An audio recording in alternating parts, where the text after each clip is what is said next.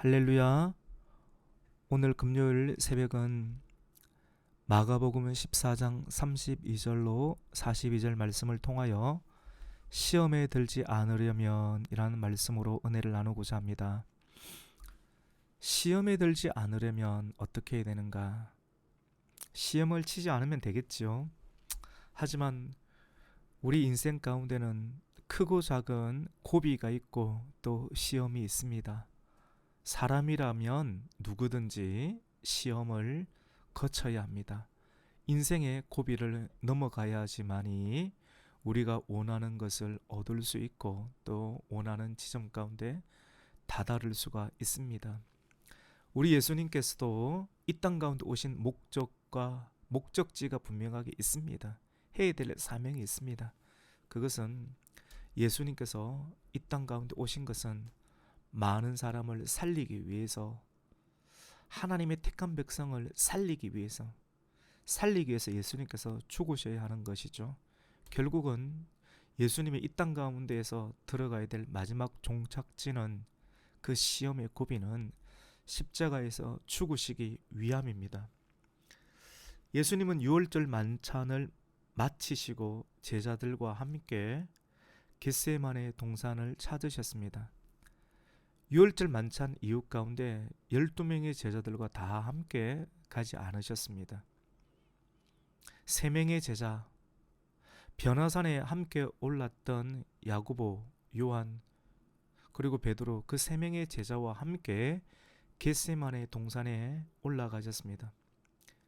겟세마네 동산은 예루살렘에 있는 아주 작은 그러한 산입니다. 예수님께서는 종종 그 기도의 산에 오르셔서 습관적으로 기도하셨고, 그리고 가장 중요한 사명을 감당해야 할 그때 가운데 기도의 산을 찾아서 기도하시고 또 시험을 이길 준비를 하셨던 것을 보게 됩니다. 사람들은 어려운 일을 당하면 전문가를 찾든지 또 큰 사람을 찾든지 힘 있고 유력한 사람을 찾아다니며 하소연을 합니다. 나에게 도움을 달라고. 그러나 예수님은 십자가의 사명을 앞두고 하나님께 나아갔습니다. 우리가 예수님의 이러한 모습을 통해서 기도가 얼마나 중요한 것인가를 우리는 또다시 한번 볼 수가 있습니다. 오늘 말씀을 통해서 겟세마네 동산에서의 기도를 통해 우리 성도가 배워야 할 바를 살펴보고자 합니다. 우리는 어떤 기도를 해야 됩니까? 당장 급하고 또 꼭 해결돼야 될 일들이 많이 있습니다. 이 일들이 해결되지 아니하면 망할 것 같고 또 큰일이 날 것 같은 일들이 우리의 생애 가운데 참 많이 있습니다. 하지만 그때마다 우리는 하나님의 도움을 받았죠. 나의 뜻을 구하는 것, 이 일이 해결되지 아니하면 큰일이 날 것만 같은 그러한, 그래서 하나님 이 일을 해결해 주셔야 합니다 라고 나의 뜻을 구하는 기도, 나의 뜻은 이 일이 해결되지 않으면 나는 죽는다라고 하는 것입니다. 내가 죽는 것이 큰일입니다. 그런데 예수님은 겟세마네 동산에서 어떤 기도를 하였는가?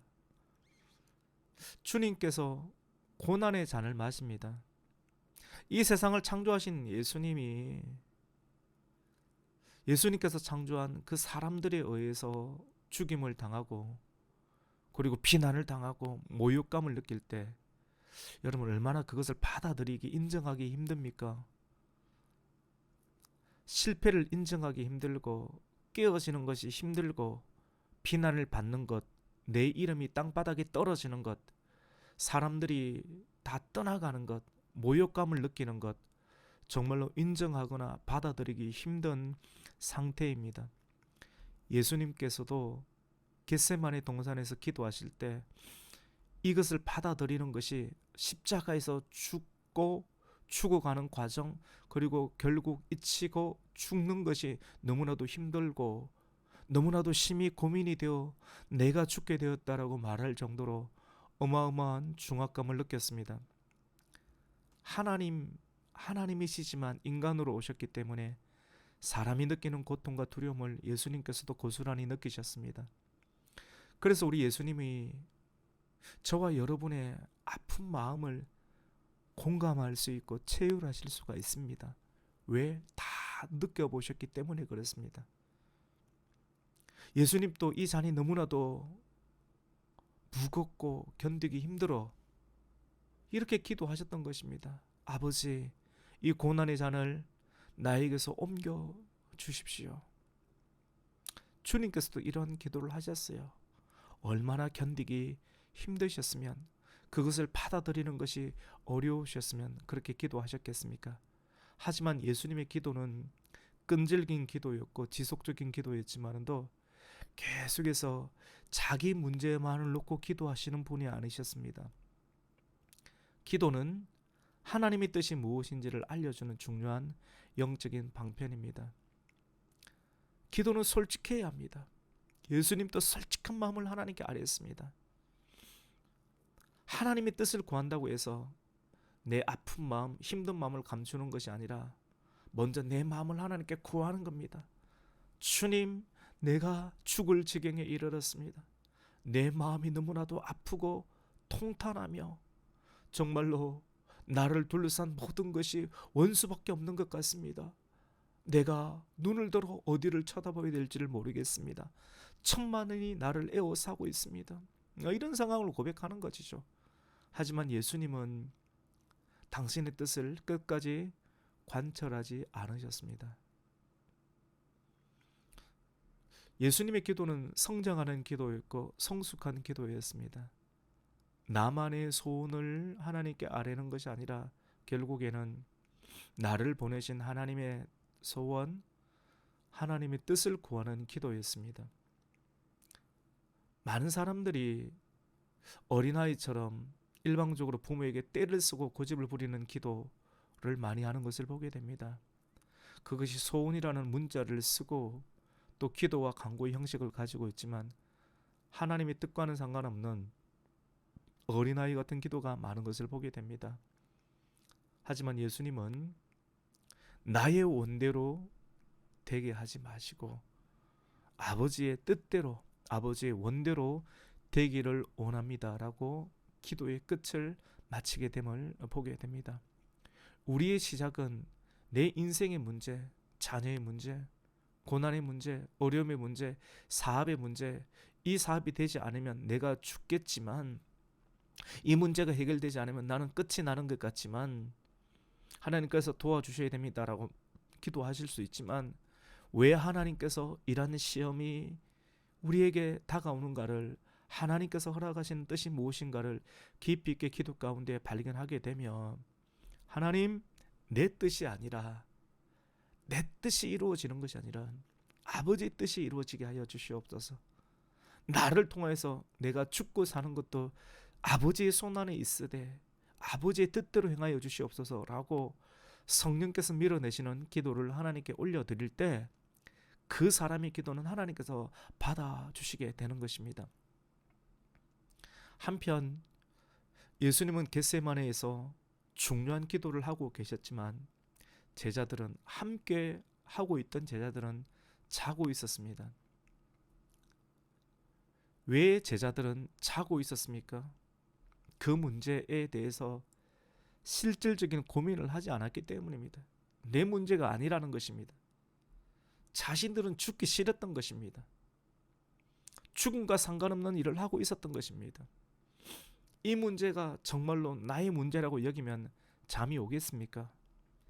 예수님을 따라다녔지만 예수님의 문제는 예수님의 문제고 나의 문제는 나의 문제라고만 여겼던 것입니다.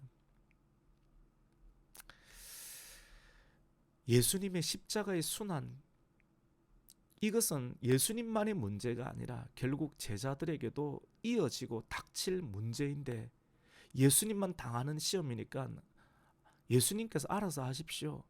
이것은 아버지의 문제지 않습니까? 이것은 선생님의 문제지 않습니까?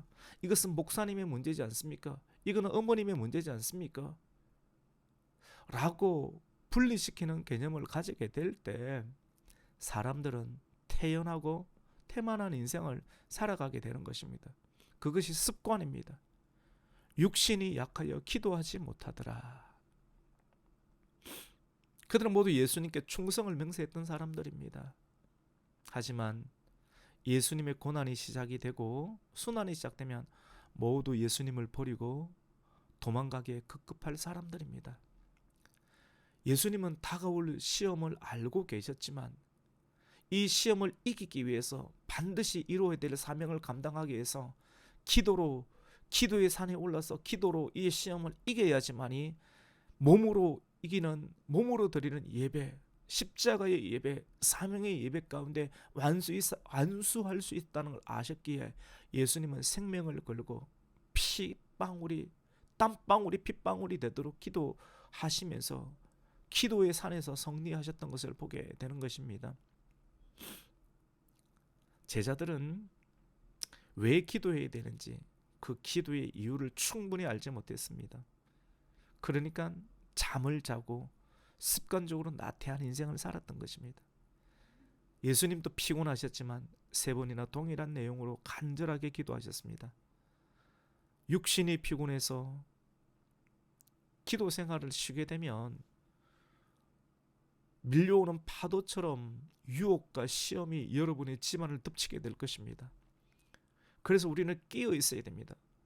우리가 뉴스에서도 쓰나미가 갑작스럽게 우리나라에는 쓰나미가 밀려오지 않을 거야. 하지만 엄청난 빗물이 태풍과 더불어 몰아칠 때 포항제철에도 엄청난 빗물이 들어쳐서 그 중요한 기계들이 다 물에 잠기게 되었던 것을 보게 되면서 엄청난 재정을 투입하여서 물을 막는 방수벽을 또 만들었던 것을 보게 됩니다. 한번 고난을 치른 사람들은 더 큰 돈을 들여서 재앙을 맞을 준비를 하게 되는 것이죠. 이와 마찬가지로 기도가 그러한 것입니다. 끼어 평소 때 큰 일을 대비하는 마지막에 큰 환란이 있을 것이다. 인생 가운데 인생을 흔들어버리는 큰 환란이 있을 것이다 라고 하는 것을 아는 사람은 평상시의 삶 가운데 습관적으로 기도의 산을 찾아서 기도를 쌓고 예배의 제단을 쌓고 영적인 영역을 기르면서 끼어 기도하는 습관을 기르게 되는 것이죠. 그래서 오늘 우리는 금요 또 기도의 연합 구역 예배를 통해서 우리가 함께 또 기도하는 시간을 가지고자 합니다. 끼어 기도함으로 끼어 기도하는 사람은 어떠한 시련과 어려움도 이겨낼 수가 있는 것입니다. 예수님은 십자가의 사명을 앞두고 그 사명은 순환입니다. 비난입니다. 모욕입니다. 수치입니다. 그리고 죽는 것입니다. 내 힘으로는 죽을 수 없지 않습니까? 아버지의 뜻대로 이 기도를 통해서 그 사명을 감당하는 기도를 하셨습니다. 우리가 여러 가지 시험과 어려움에 직면할 때 사람을 만나는 것보다 더 중요한 것은 하나님을 만나는 것이고 하나님 앞에 기도로 엎드리는 것임을 우리는 기억해야 할 것입니다. 말씀을 붙잡고 기도하는 사람은 마침내 사명에서 사랑으로 승리할 수 있습니다. 여러분 혹 시험에 드셨습니까? 시험에 들지 않도록 시험이 몰려옵니까? 끼어 기도하십시오. 그리고 기도의 산을 찾으십시오.